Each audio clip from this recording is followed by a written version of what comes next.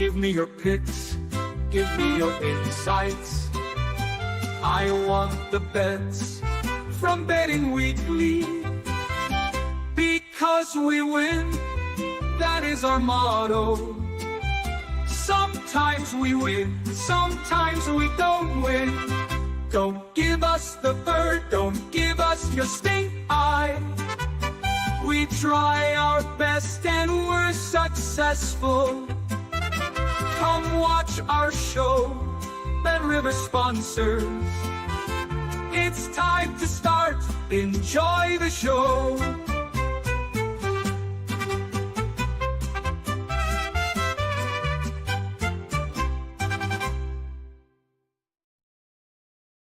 Welcome aboard, everyone, to Betting Weekly Live. It's Wednesday, the 15th of October. We are now clear of the international soccer break, and we're looking ahead to a barnstorming few weeks of action globally on the soccer field. I'm delighted to be joined by Nathan Joys today.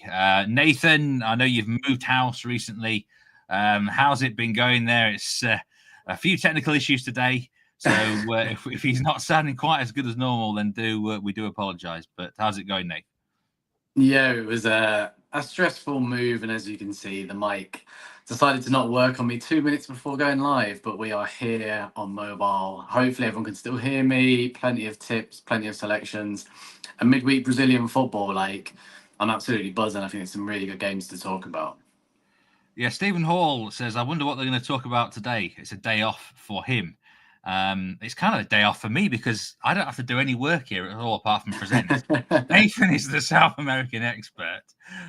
He's absolutely brilliant what he does. And there's a midweek Brazilian round, which it's almost come from the gods. This is normally a day where we have very little to discuss apart from sort of a post international break roundup or whatever and looking ahead to the weekend. But we're going to get the best bets from this midweek Brazilian card and also a little bit of under-20 World Cup talk with the semi-final stage of that competition. Now also in South America, hosted in Chile, of course. Ray Burke in transit, and he's got tech problems as well. Rick Haley, good to see you. Duncan Evans, Steve from Lynn, Ming Chung, Gurney, Buelo Charles as well. Byron, Villafan, good to see you. Real Brennan King from Toronto, and he says good to see Nathan back. And the international break is done now, and there was finally quite a bit of significant betting action on it. $35,000 on Gabon live double chance against Burundi yesterday. That was a winner at -1,000. USA were profitable as well. $34,000 on the USA to win on the money line, -112 versus Australia, and the USA first half goal.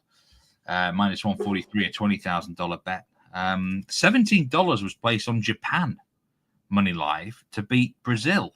I didn't actually see the match, Nathan. At 30-1, that person got on and won $500 from a $17 bet in play against the mighty Brazil, or maybe not so mighty anymore. I was sitting on Asian handicap -1 Brazil, and at halftime I felt incredibly smug, but if you go through Japan's 3 goals, it was a calamity from Brazil. It was really odd. We finally saw a Brazilian team which we haven't seen for such a long period of time in that first 45 minutes. Yes, there were some rotations, but I was really impressed with that opening 50 minutes or so under Ancelotti. It was the Brazil of old and how they're moving the ball. But defensively, my word, anybody who wants to go and check out the highlights and see those 3 goals that Brazil conceded, I think it just goes to show why they should not be second favourites at the World Cup. But if they play like that at all across either half, they'll be very interesting to watch on US soil for sure. Real Brennan King says, good chat from Dan Roebuck on the USA. Yesterday, we did cover that game, of course, on Betting Weekly Live.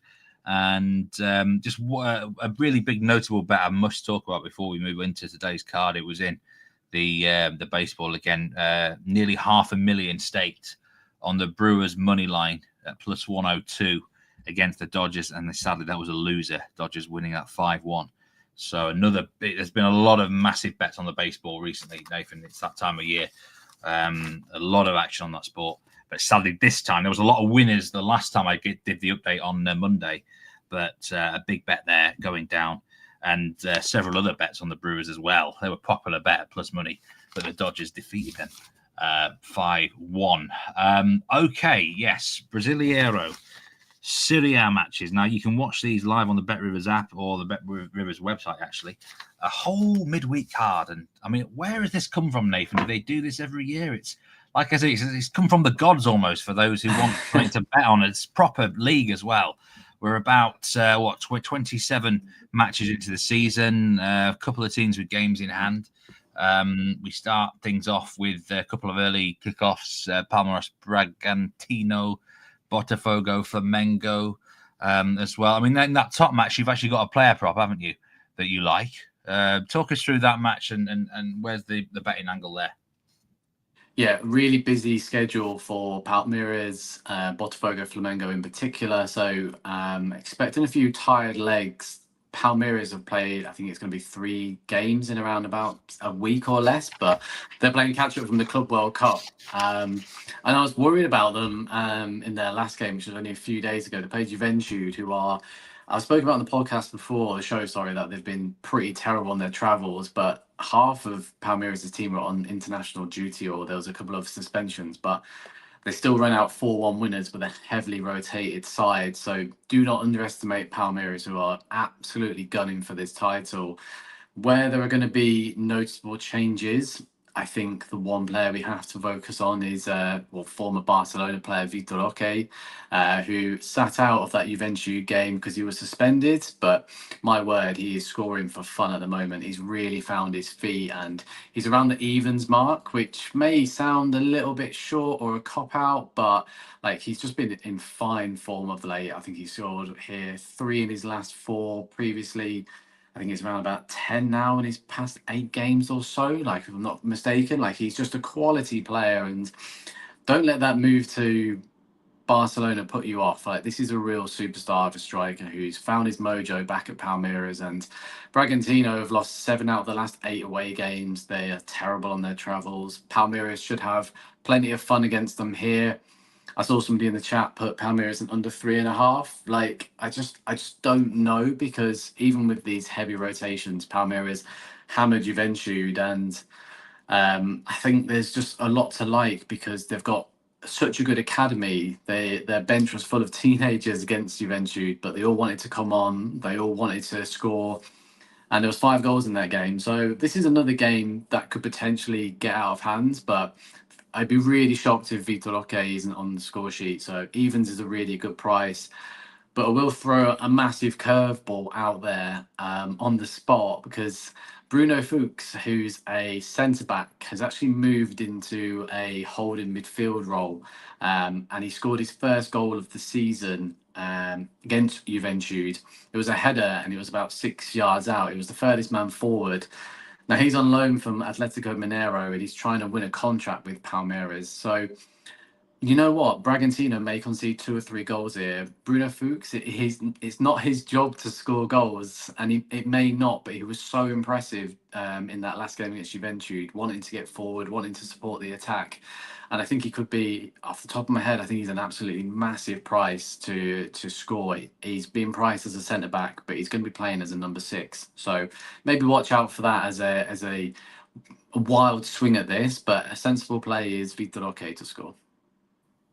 Yeah, I mean, this match here, Palmeiras, a stat that producer Troy gave me here, they've won their last 8 home matches in Brazil Serie A, and over 2.5 goals markets actually hit in each of their last 6 home games as well. They are top of the table on 58 points, Flamengo on 55, and then you got to go down to Cruzeiro on 52. I mean, the way I look at that, it's still a 3-horse race. According to Bet Rivers, it's a 2-horse race. Palmeiras minus 143 to win the division, the league, and Flamengo plus 110, and Cruzeiro 33 to 1. I mean, would you agree with Bet Rivers there, Nathan? It's 2-horse all the way now. Yeah, Cruzeiro. We'll talk about Cruzeiro. I think they've been excellent this season, but to automatically join them in competing for the title, it's going to take a few years of sustainability and a few more additions in order to compete with those two. But they've had a phenomenal season. But yeah, this is between Palmeiras and Flamengo, who are by far the best 2 teams in this league. 97% of the money's on Palmeiras here. 96% of the money's on the over here. Just want to look through some of the comments here. William Jenner, good to see you. Brad Betts Footy as well. Great to see you here on the channel. Ancelotti is a coach who puts players in the correct positions, and it could be made for Brazil. Interesting thoughts there. More positive towards to Brazil. Brello Charles said absolutely do watch the Betting Weekly Live American US edition, which is at 5 p.m. Eastern time each day. Mike and Doug on the under 7.5 of that match, and the lean on the Dodgers money line. Wouldn't have lost nearly $500,000 there if you'd listened to them. What about Palmeiras and both teams to score, says Byron? It's not I can see it, but Bragantino, you just don't know what you're going to get. They are incredibly poor at the moment. They're not going to get relegated. They're not going to achieve a Libertadores spot this season. They travel so poorly. I'm not 100% sure. For me, when I was looking through it, like I always go on instinct, and I think the standout bet was Vitoria to score. So sometimes don't overcomplicate it. Yeah. Absolutely. Now, Flamengo, I just mentioned them in action at Botafogo here. Minus money favourites, actually, we bet Rivers. And, this is 5th place against 2nd. You've not got a bet for this game, Nathan, but if I was to give you a free $50 selection, where would your money be here, do you think? Can I roll it over to another game? Honestly, I think this is a game to sit on the fence and sound like a politician. I think this is a great game to actually just get involved with Brazilian football. I think it's going to be end to end. There's no consistency if you look at head-to-heads recently. Flamengo come into this having lost the previous game. They're now 3 points behind Palmeiras, which was quite unexpected a few weeks back. Botafogo play on a big plastic pitch where Flamengo sometimes drown, but sometimes perform incredibly well there.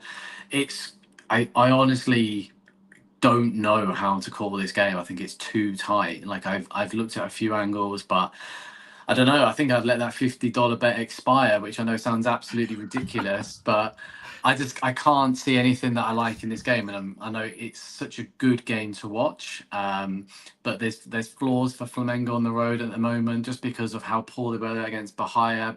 Botafogo are strong at home, but a couple of key players out, and sometimes the big games swallow them up. We saw it when Cruzeiro came and beat them 2-0. So I think it's a case of watch this game, enjoy it as a spectator, get into Brazilian football. But I apologise. I hold my hands up. I just don't have a bet in this game.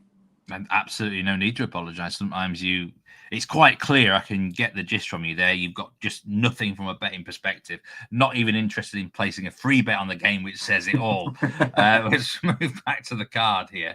And we've got Mirassol against Internacional. And I've got to be honest, I've never heard of Mirassol, Nathan. I haven't. I don't really follow South American football too much, but I've never heard of them. They're plus 114 here to beat Internacional, and they're 4th in the table. Mirassol. Enlighten me more about this team, and you've got a bet in the game as well. How do you see it going? Mirassol is a wonderful footballing story.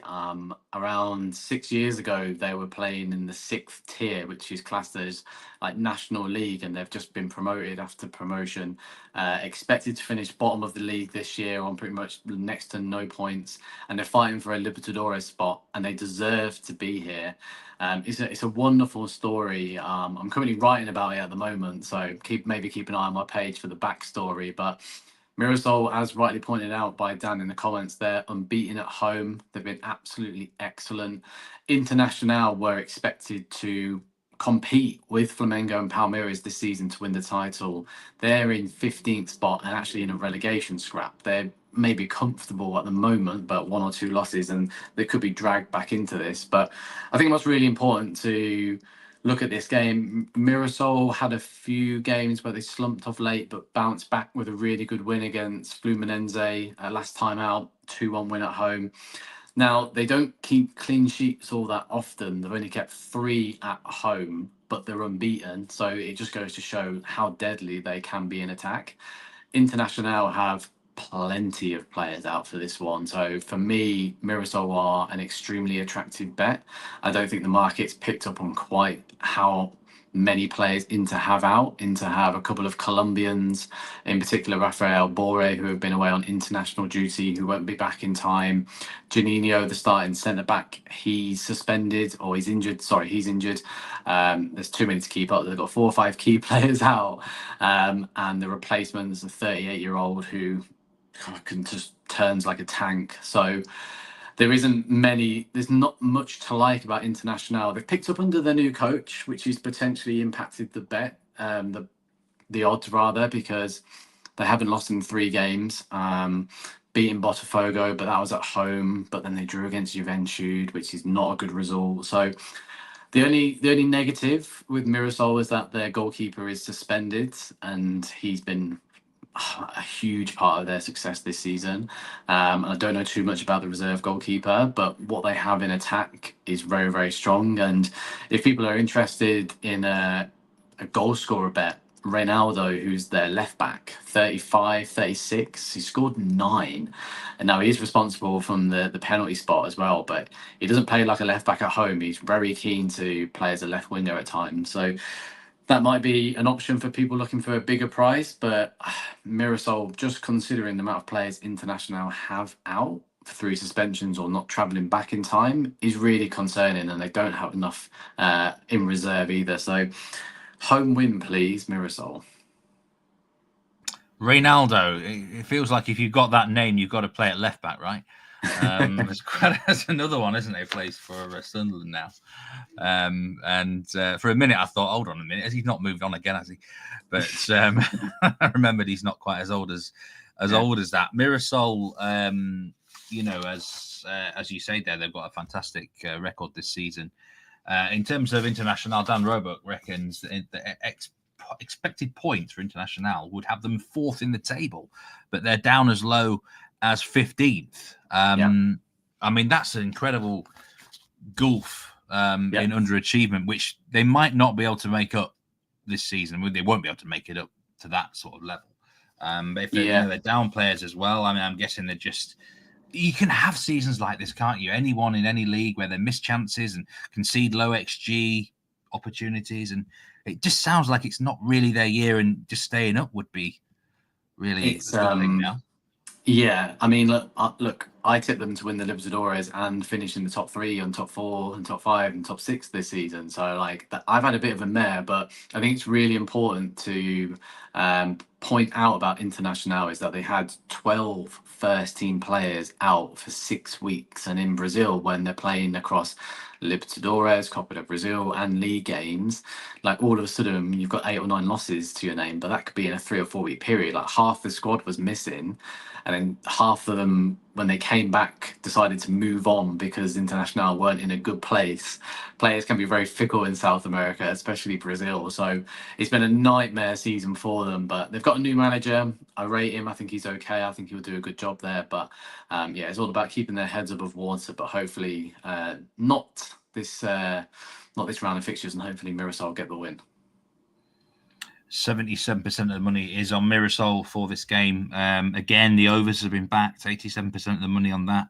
Both teams have scorers hitting 11 of the last 12 international fixtures, as Brad Betts footy put them there. Byron just spoke to someone from Sao Paolo, a huge fan of Palmeiras, and he says 2-1, Roque to score, and he's going to back that Palmeiras and both teams to score, yes, at plus 210.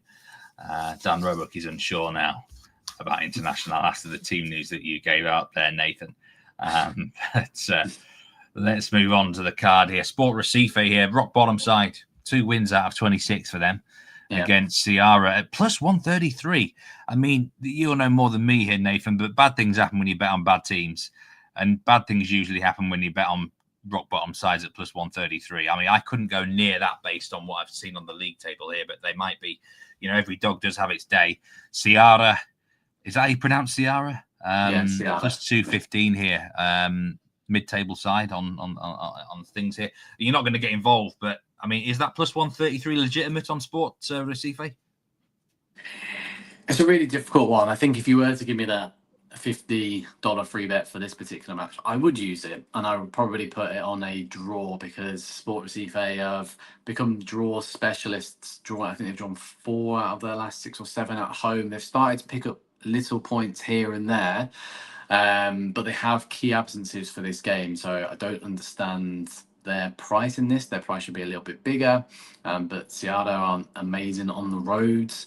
It's a really tricky one to work out. Like, I think I tipped when we last spoke on the show that Sport Recife +1 Asian handicap against Mineiro was a good bet, and they lost 3-1.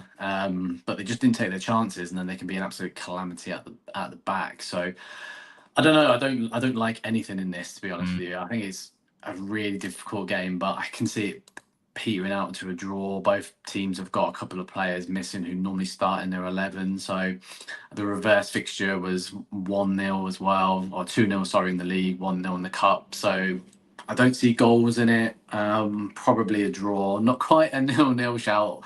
I don't think it's going to be that. But yeah, draw with a gun to my head, but I won't be placing a bet on this. The Mirassol match and the Sport Recife game, those are 7 p.m. Eastern Time kickoffs.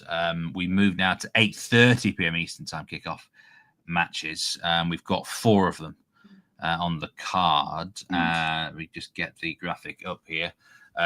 We've got Santos are in action against the Corinthians. I think the last time not the last time, but one of the shows that we did, we talked about Santos quite a bit, underachieving, and they're still hovering just above danger, Nathan, here against Corinthians +120. Would Santos interest you here, or are they still too much of a basket case? So there are some games on this card which I do really like, i.e. the Mirassol one, I think the Palmeiras one, but this is another game where it's really tricky to work out. Like, even though this is my bread and butter, I will hold my hands up at times and say this can be such an unpredictable, like, relentless league when it comes to betting, which is why I try and stake cautiously. Santos, it's been an absolute disaster. I think they thought that they could get Neymar in with a couple of heavy expenditures up top and they'd be okay, but they completely forgot that in behind it's a complete disaster. Heading to this, having just won 1 of their last 5, and I think that was against a Sao Paolo side who were heavily rotated and had injuries, so you can take that with a pinch of salt. Corinthians, I don't know what to make of them. They've got Dorival Jr. in charge, former Brazilian manager, who's a little bit of a nightmare, if I'm going to be honest with you. Can't be trusted, keeps playing some really top talent out of position. They have a boost in that Memphis Depay is back for this game, so that is huge. He had a really good international break. And Rodrigo Garro, who was the top assister last season, he's been injured no end this season. He's a top talent. I think he could make it in European football if he wasn't above 25. He has been reported that he's back as well. So maybe there's a goal angle in here. Again, if you were going to push me, I just think Santos are incredibly weak and they are staring down the barrel of relegation. They're fairly fortunate that there are 4 teams potentially just worse than them this campaign. But Corinthians aren't all that reliable on the road. I know they've won 3 out of their last 5, but draws against Internacional, losing against Sport Recife doesn't fill me with confidence. So I think it's too difficult. Honestly, I don't think there's any value in this particular match. So this is why I'm just going to avoid this one, I'm afraid. For second worst home record, Santos, although they have played less home fixtures than most sides in the division, unbeaten in the last 3 at home, though, Santos. And the goal line, it's actually 2.5. Dan, you're absolutely right there. It is not the 4.5 line. I think John Graphics got a little bit excited on that one. But Fortaleza against Vasco da Gama here, exactly the same odds pretty much for this game, a bit shorter for the away win. Fortaleza +120. And this is a fixture here between sides that, I mean, someone put in the chat that they like a lean, I think, for overs in this particular match, Nathan. We've got a team that, I mean, Fortaleza are desperate for points and they have been winning some games of late. Could it be a match that is more open? the games they've won, though, Juventude, Sport Recife, and Vitoria, who are all sort of in the relegation zone with them. So it's another thing where you need to look at the games that are probably a little bit closer. And then they lost 2-0 at home to Sao Paolo, who are a team that don't really travel all that well, and then got hammered 4-1 against Palmeiras, who also rotated. So I do like the goal angle here. I watched Vasco last weekend against Vitoria, which was 4-3, a last-minute winner for Vasco, which was just an insane game of football. They just couldn't defend, but they probably could have scored 9 in that game as well. So Vasco are building something really nice under Fernando Diniz, who won the Copa Libertadores with Fluminense and then had that short stint as the Brazilian manager. Top coach, a club with loads of ambition at the moment. Fortaleza are an absolute disgrace. How they've been managed. They got rid of their sporting director at the start of the season, didn't invest. They actually had a coach who was in charge for 6-7 years plus, which is just unheard of in Brazil. He finally got canned halfway through the season. They had David Luiz at the age of 38, but he moved to Paphos. So it's just been an absolute disaster from them. Maybe the goal angle is in there, but I backed Fortaleza quite heavily a few months back for them to get relegated. So I'm maybe a little bit biased here, but Vasco on the draw no bet line, maybe a good angle here if you're looking for a bit of protection. But also seeing them concede 3 against Vitoria was an absolute disgrace, to be honest with you, because Vitoria are awful on the road. Don't think they've won away all season. So, yeah, goals. I like the goal angle. Maybe you could even incorporate here over 1.5 goals and Vasco double chance. The more I talk about it, I think that could be a nice angle as well. So, yeah, 2 bad defences going up against each other, but Vasco have got Ryan Vitor, who will be in Europe in January. Mark my words on that one. Coutinho is playing unbelievable football, which is great to see. So there's a lot to like about Vasco at the moment, and they're in a safe position in the league, so there's not quite panic stations where Fortaleza are. But Fortaleza's pitch is absolutely massive, by the way, so that could really open up this game, especially with Vasco's attacking players. So I don't hate the goal line either, but I quite like the bet builder as I sort of talked through this game, where I wasn't sure if I'd have a selection, but I quite like the Vasco double chance over 1.5 match goals as well. Yeah, sometimes with bigger pitches, I try and work out whether you're going to get more goals or less goals, more corners or less corners, and it's a conundrum that's pretty much beat me down the years, really, Nathan. Yeah. Wembley, I know, for example, I know Nigel's often said you want to be looking at under corners in general if it's the right sort of matchup, and that's quite a big pitch. But I would say this is the opposite, though, because if you look at Fortaleza's home games, apart from their narrow win against Vitoria at home, like there's been like between 12 to 15 corners per match, because they're a team who focus heavily on wingers, but just don't have anything in attack to finish it off. So they do like to rack up the corners, especially if they go a goal behind. And we've seen it in Vasco's games of late as well, just because they've just been plenty of goals in those particular matches. So it's interesting, isn't it? It goes 2 ways, but you've got to look at the squad as well. And I think when you have a poor squad at home, trying to stay in the league, corners sort of naturally come as well. So I wouldn't put people off that line either. Yeah, it's a high corner line, actually, 10.5 with Bet Rivers, and it's minus money there, minus 107. But that's very interesting. Of course, it depends on the matchups. I mentioned Wembley there, and England, for example, often just keep the ball. So, which is why, and you've had Man City in a lot of those matches at Wembley, teams like that. So it totally depends on the style of the teams, and this may well be for those who are interested in the corners to have a look at those. It's a high corner line. That's really high. Which definitely would suggest we're expecting quite a lot in this game. What pitch in Europe is the biggest, says Dave Clark? That is a really good question. That'd be a good quiz question, wouldn't it, Nathan? I love stuff like that. I love how we're just talking about there with the betting angles, because it's not just 11 versus 11 or who's winning. Like, I love all these little angles. What is the pitch like? How wide is it? All these sort of like nitty-gritty elements, like that can give you the advantage. But I don't know, maybe that's where I'm a little bit of a football nerd. That's what I think it's always gives you that edge. Do you know, obviously certain leagues you have to have the exact same pitch for certain leagues, and in Champions League and UEFA competitions, I think it is all standardized. But there are leagues out there where you can have what you want. Pretty well, not what you want, but there's more of quite a wide. Yes, yeah. I think Portugal is one for that, off the top of my head. So if I had to put money on where the biggest pitch would be, maybe a Portuguese team somewhere. I don't know who, but I could be wrong. Talking punting says Scarborough. It's one for ChatGPT, isn't it? Yeah, that's a good one. Put your answers in chat. I was going to say something. Yeah, strong words from you, obviously, about Fortaleza there. The way they've been managed, and in the bottom three. But be careful of them today. You will lean more towards the other direction. Hold on, I've got the wrong graphic up again here. Santos Corinthians graphic has been changed to over 2.5 now. Thanks, producer John. Atletico Mineiro against Cruzeiro. You've got a bet in this one. We've got Cruzeiro at plus 135 favourites away from home. Mineiro plus 225. We talked about Cruzeiro briefly there in the title race battle. You like the dog here at home, Nathan?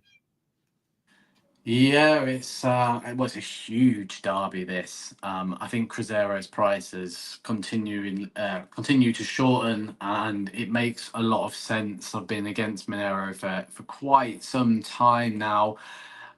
Yes, they picked up 3 wins of late, but I think you need to read into the context of those games as well. But under Jorge Sampaoli, a manager who I don't rate, and I don't like him as a person, but I tried to put that to one side for betting reasons. But Mineiro have some key players out for this particular match, which is really interesting. Igor Gomez, who plays centre midfield and starts all the time, he's suspended. Vitor Hugo, who's the centre back, who's actually scored 3 since Sampaoli's been appointed in his last 7 or 8 games, he's suspended.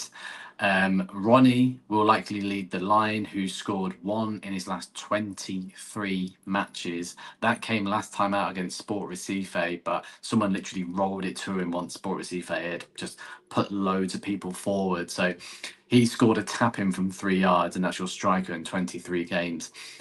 Hulk didn't start that game because he threw a huge paddy when they lost 3-0 against Fluminense the game before, refusing to almost partake in the game once it was 2 or 3-0. So it'd be interesting to see if he's brought back in. But Hulk hasn't scored in open play in nearly 13 months, which is ridiculous. So I really like the look of Cruzeiro. You can look at their recent form, and they've not won in their last 3. But I think there's context behind that. And I think what's a really interesting angle here is the draw no bet line, which may be coming. I think it's the time to get on it now, because I think it's just going to get shorter and shorter. But for context, yes, they're coming to this winless in 3, but they've been playing a lot of football, challenging for the title, huge expectations. But if we look at those games, they lost 2-0 away to Vasco, who have improved massively at home. I don't think that's a bad result necessarily if you are going to go somewhere and lose. They drew 0-0 with Flamengo at the Maracanã, which is a great result to not even concede. And then they drew 1-1 at home against Sport Recife. But they did have Cal Jorge out, suspended for that match, who is the Brazilian top goal scorer at the moment, and he's got lots of European teams after him. He's an incredible talent who's sort of trying to get into the Brazilian team. So he's had a bit of a mini break, and he will start this game. And Cruzeiro hit the post twice. It was just one of those games where you see the odds, Cruzeiro should have won, but when you watch it back, if that was played another 100 times, they'd win at least 90 of them. So they've been a little bit unlucky of late, but they can bounce back against a team that has 2 strikers who haven't scored 1 goal in open play between them in a year. Their best centre-back is out injured. Their best midfielder is out injured. They signed a young centre-mid called Alexander, who was previously at Fluminense, who Tim Vickery was very hot on. He went to Saudi, but he's come back to Mineiro. He's out injured as well. So there's just a lack of players. It's worse than the Internacional situation, which is why I'm keen on Mirassol. But and this is a derby, but they've played twice this season, and Cruzeiro have beaten them 2-0 on both games. And although it is a derby, I'll be really interested to see about ticket sales, because there's not been many fans going to the games lately, because they've been absolutely fuming with a Mineiro side that are flirting with relegation, and they only stayed up on the last day last season as well. So we've seen loads of big clubs over the years in Brazil get relegated, and this could be another one. They've been a sinking ship for quite some time. Off-field problems with payments as well. So I don't think all is right. And when you have your captain, Hulk, throwing a paddy on the pitch and then being dropped the next game for a striker who just can't score for love nor money, they're in a really bad situation. So I think Cruzeiro can bounce back here. I think the draw no bet price, hopefully it's still backable. I'm not 100% sure now, but I'd take no less than 1.75 on that if that's still available. But if that isn't there, like, have a slightly smaller stake and back Cruzeiro to win this. They're third for a reason, and Mineiro are fighting relegation for a reason as well. So you can put the derby to one side, and I think Cruzeiro can pick up the points here. They have been backed, like you said. Minus 165 now on the Tino bet market. They're plus 135 on the money line, Cruzeiro. 91% of the money's on them, 76% of the tickets. And yeah, I mean, it's one of those, it just depends what your betting preference is. If you like the security, that minus 165, there's absolutely nothing wrong with that bet whatsoever.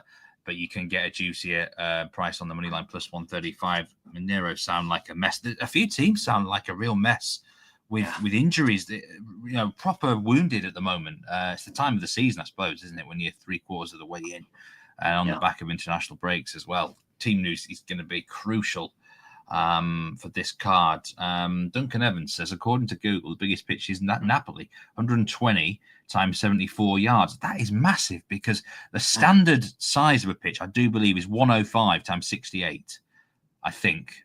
So that is huge if that is the case. Maybe so they can make the goals a little bit bigger for Hoyland. So there might be something in it there. Well, he's been flying, hasn't he, Hoyland, as well? He's actually been pretty good, yeah. As everyone looks when they depart Manchester United. Just looking now at the that's those three games on the card. Sorry, I'm sorting out that Mineiro, Cruzeiro, and then there's three other matches I just wanted to pick your brains about here, Nathan. We've got Gremio against Sao Paolo, Vitoria, Bahia, and Fluminense against Juventude. I mean, these are matches which are going to be in tomorrow. So, if you wanted to maybe have a bet on one of these three games, or even a couple of bets, then what sort of direction would you point people towards? I don't know about the Gremio Sao Paulo one. That's a really tricky one. Sao Paulo are known for not travelling well. They've won 3 games this season on the road, but that's actually probably been a vast improvement, where Gremio have only won 5 at home, and they're in a little bit of a dogfight. And there've been off-field problems with them as well, but they haven't drawn in the last 9 meetings either. So a team that can't win at home versus the team that can't win away, but neither of these teams rarely draw against each other. So I think that's a sit and watch, or just see how that plays out. Vitoria, that's an interesting one, because they are scrambling for points. Absolutely awful on the road, but at home is where they've actually been pretty decent for a side that is like facing relegation. They've only lost 3 of their 13 games. Bahia they're very, very strong at home. Away, maybe not so much. They've only won 3 of 13 as well. So maybe there's a draw no bet line on Vitoria, who have picked up a couple of decent wins of late at home, because I think they're relying on it so much, because like I said earlier, they haven't won an away game yet, so it's not sustainable. But they are a team that rose quickly from Serie C to Serie B to Serie A, and then stayed the last season because they had a really good goal scorer who's moved to Russia, and now he's sold. They haven't had the money or finances to replace him. So maybe the draw no bet line on Vitoria would be a bit harsh if Bahia go there and win. I think that will pretty much cement their relegation to me anyway. But Fluminense, Juventude, we can talk about that. Juventude are absolutely rubbish on the road. Fluminense, do you know what? A couple of months ago, I thought that they could be a surprise selection to be relegated, and they've proven me absolutely wrong. They've been really, really strong. New managers come in. They've dealt with the fixtures after the Club World Cup really well. The price is quite short, but it's because they have the motivation factor to get back into the Libertadores after competing in a Sudamericana this year. So Juventude have conceded 52 goals in 27 games. Like, even Santos put 3 past them at home, and we've spoken about how poor Santos are. So they are really short price at the moment, Fluminense. But if I was forced into that mystery $50 free bet, as you like to throw it my way every now and again, maybe for Fluminense to win by 2, it's not a bad price. They have picked up quite a bit of pace at home of late. They've won 8 of the 12 at home as well, where Juventude, if I have a quick look here, it's going to be absolutely honking. Yeah, 1 win from 13. They've lost 10, they've conceded 35 and only scored 6. So Fluminense should be winning that game by 2 goals. So yeah, I'm quite happy to stick that up as a selection. Yeah, it's very fair to say that they do not travel very well at all. It's an horrendous record. The worst goal difference away from home in the league. 1 win out of 13. 6-35, like you say. Shocking stuff. And it's that sort of record which will send them down, really, won't it? If we're being honest there. Gremio, Duncan said he's got a soft spot for them. I always remember them because it was the team that Ronaldinho started life off at. Probably one of my favourite ever Brazilian players, actually. Ronaldinho. For sure. That Barca team in the early 2000s. And that first goal he ever scored for Barcelona against Atletico. Do you remember that? Yeah. It's one of the best goals ever, that is. I think we appreciate it more now because, yes, it was of our generation, but we just don't get players like that anymore, do we? So I think it's one of those cases you don't know what you've got till it's gone, right? But Ronaldinho was just something else. We don't get those sort of players anymore. You're absolutely right. They don't grow on trees, that's for sure. Dan Roebuck says, thoughts on Caio Jorge? Will he go back to Europe? The answer is no, because there's been reports today out of Brazil that he is going to sign a contract with Cruzeiro. They're going to spend big again. But he's managed to sort of get himself into the Brazilian setup or into Ancelotti's thoughts by absolutely smashing it in Brazil. And I think he's been burnt by that move to Juventus, which didn't work out for him. And I think he can be on that plane to the US if he stays at Cruzeiro, who will be challenging for the title next season. 100% they'll get closer than this year, even though they're doing a good job now. So I think he will return to Europe at some point, especially if he does go to that World Cup and does perform well. But I think it's a really sensible decision for him to stay and hopefully produce the same sort of numbers as he's done this year, because I mean, he scored 15 goals and 6 assists. Top of the leaderboard is really, really impressive. Yeah, absolutely. Calvin Madima, good to see you in the chat. Andrew G, the human highlight reel of Ronaldinho, absolutely. Brian Kaliusabula, if I've pronounced that correctly, can Nathan briefly talk about what's happening at River Plate? What is happening at River Plate, Nathan? Do we have long enough? We definitely don't have. We don't have long enough.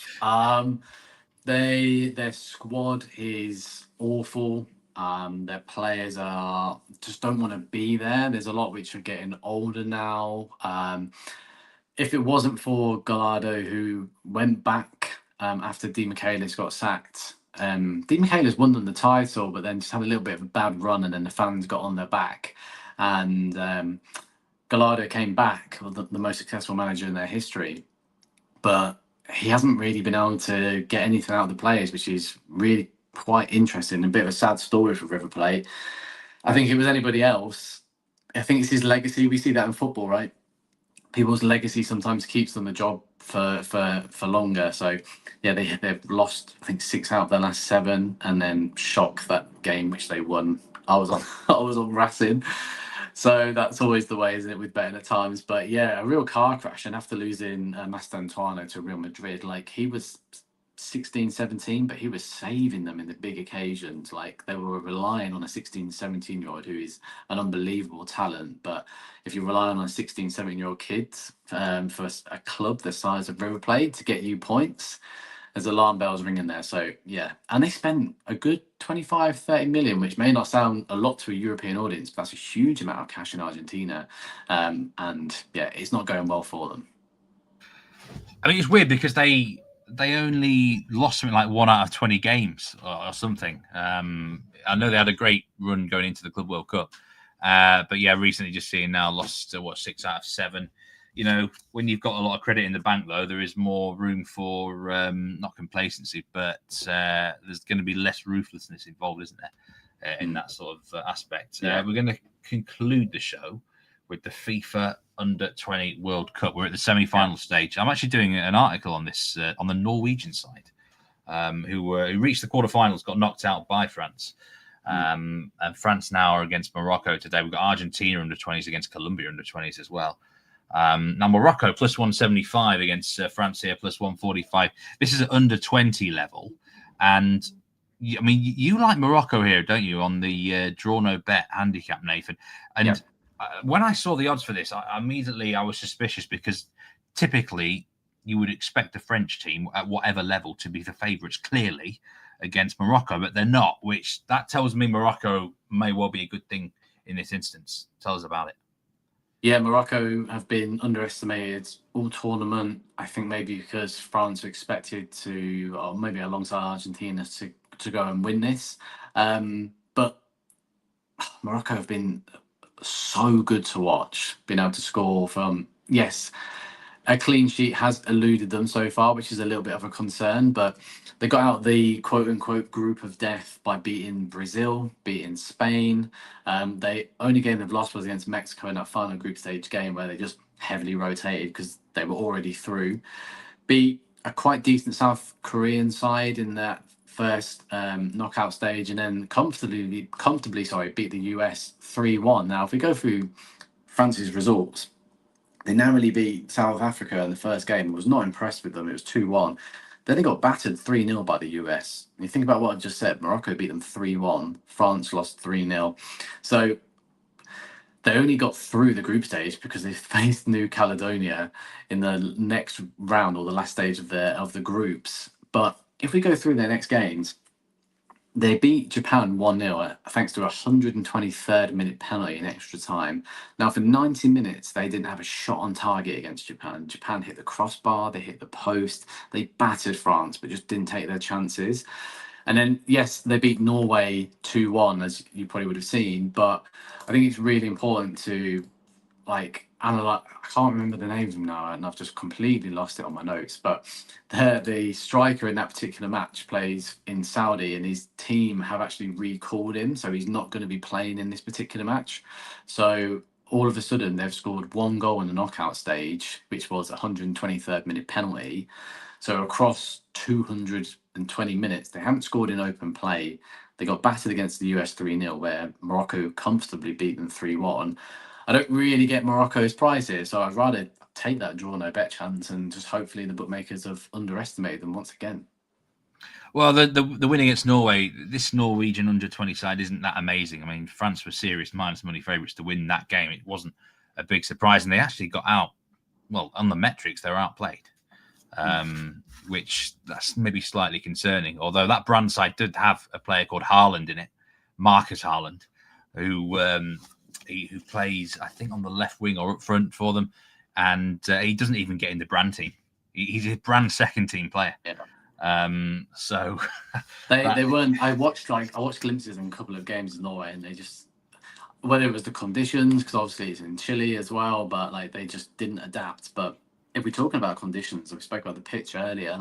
I think Morocco have dealt with their climate incredibly well, because they're more suited to it than a lot of nations who have got this far. So the way I look at it, sometimes you get to this point where the underdogs get so far, and then it's always the stereotypical teams in the final. But France missing their main striker for this match, and how they've performed throughout the tournament, I think the bookmakers are going on name rather than actual who's performed the best here. Yeah, I think it definitely screams to me totally about reputation. A plus 145, very weak favourite there on France. They probably shouldn't be the favourite, I think, based on what you've said and what I've seen from the tournament as well. Betting Weekly newsletter. Please do sign up for free. The Insider will be released on Friday this week. A return to club action across Main Street Europe. All the best bets from the Premier League from our handicappers will be on there. 2 winners so far on the Monday newsletter as well, which is an excellent return for the newsletters. Totally free to sign up. And please do like and subscribe to the channel as well. Thanks so much to everyone who stuck with us through this international break, actually. It's been a difficult period for us, and I know it's not everyone's cup of tea, Nathan, but we're on the other side of it now. Oh, I love the international break, so I don't agree with people who don't like it. I'm a huge fan, and I like the Under-20 World Cup has been like a strong tournament to watch. And there's going to be 2 really good games before the final here as well. So I don't get people say with international football. Well, yes, if you follow England beating Latvia, but like Cape Verde and the story there is just for me that is what football's all about. So I'm happy about the international break. Yeah, there was a tweet that I liked today from someone. It said, UEFA have decided that international football is boring and needs a revamp, but most people in footballing nations would agree it's not just for the major nations, and maybe we should tolerate it being a bit boring so other countries get a chance to shine, which I thought was a fairly fair assessment of it all. Yeah, 100%. Like, I'm more interested. I know like the World Cup's got bigger and we'll see whether that's a success or not. But like the nations qualifying and going to the World Cup, like some people have been like, oh, there's no way I'm going to stay up till 2 a.m. and watch Cape Verde or Uzbekistan. I mean, definitely watch Uzbekistan. They've been brilliant. But for me, they're the nations who we need to celebrate and get involved with. Because if you're just going to see the same 6, 8 dominate all the time, like that is so boring. And I know we've spoken about Brazilian football for 45 minutes. And I think that league just goes to show that anything can happen all the time. Big teams can go down. There's always sort of like a controversial teams finishing the top 4, top 6. Mirassol, for example. So for me, I don't know. I share a completely different opinion to people who just want to see the big teams all the time. Like it's not what football's about for me. I mean, I've moaned about it from a betting perspective. I just haven't been able to get it into it from a betting angle for this window. But from a factual soccer side on the field, from a fan's perspective, of course it's interesting. There's been some great stories. So it's important to sometimes to separate it. That was Rory Smith, by the way, football correspondent from The Observer, that tweet on X that I read out there. Best bet then, Nathan, from this Brazilian card. If you have to have one bet, what would you go with? I'm gonna go with Cruzeiro on the draw no bet, but it is closely followed by Mirassol. They are the 2 standout bets on this particular round of fixtures. So it's too close to call. You normally give me 2 sometimes. Now you turn around and say I had to pick 1, but Cruzeiro probably just edge it, but both are strong bets. Yeah, I was a bit harsh there. Sometimes I say give us 2 or 3 down. It's about 11 games we've just gone through there. I know. I was rather harsh with that one. Okay, well, thank you so much again, Nathan, for bringing us through that Brazilian card. Best of luck with all those selections. I'll be back tomorrow on Betting Weekly Live with Simon Holden. So get your questions in for Simon and me.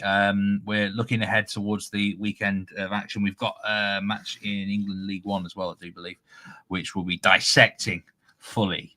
And remember, later at 5 p.m. Eastern Time, Betting Weekly Live US edition with Mike and Doug are going to be looking at a range of sports. So thank you again, everyone. See you next time on Betting Weekly Live. It's goodbye from me and Nathan. Take care.